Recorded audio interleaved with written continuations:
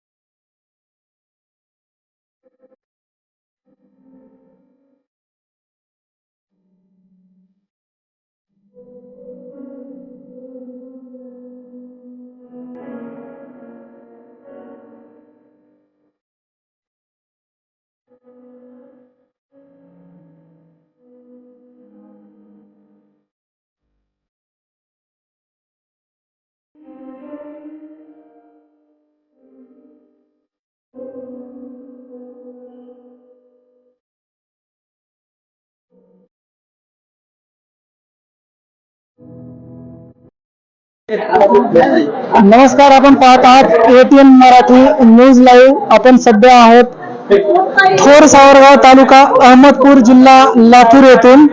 नुकताच या गावामध्ये तेलंगणा राज्याचा विकास मॉडेल लक्षात घेता जो BRS पक्षांचा पक्षप्रवेश सुरुवात आहे, त्या पक्षाचे प्रमुख नेते उत्तमरावजी वाघ या गावामध्ये आलेले आहेत आणि येथील काही तरुणांनी BRS पक्षामध्ये जाहीर प्रवेश केलेला आहे. मोठ्या संख्येने इथे तरुण उपस्थित आहेत. प्रथम आपण BRS पक्षाचे नेते उत्तमरावजी वाघ सोबत आहेत.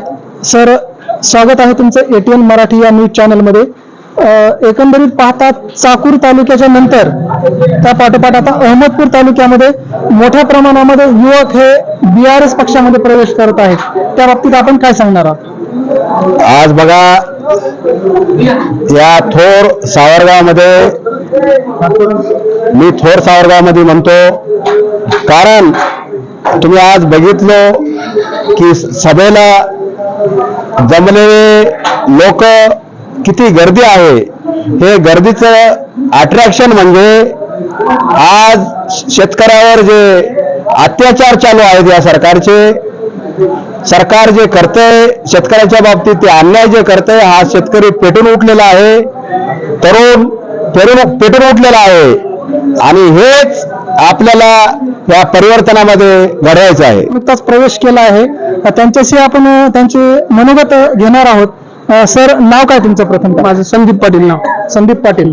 यापूर्वी कुठे काम करत होता तुम्ही? यापूर्वी काँग्रेसमध्ये काम करत होतो. काँग्रेस पक्षातून नुकतंच हे BRS पक्षामध्ये आलेले आहेत, तर त्यांनी BRS पक्षामध्ये येण्याचं नेमकं कारण काय? आज मौजे थोट सावरगाव या आमच्या गावी भारत राष्ट्र समिती शाखा कार्यक्रमाचा या ठिकाणी कार्यक्रम पार पडला आहे आणि आमचे नेते भारत राष्ट्र समितीचे अहमदपूर चाकूर विधानसभेचे नेते वाघ साहेब यांच्या नेतृत्वात आम्ही या ठिकाणी गावातील असंख्य कार्यकर्त्यांनी आणि शेतकऱ्यांनी या ठिकाणी जाहीर असा प्रवेश केला आहे.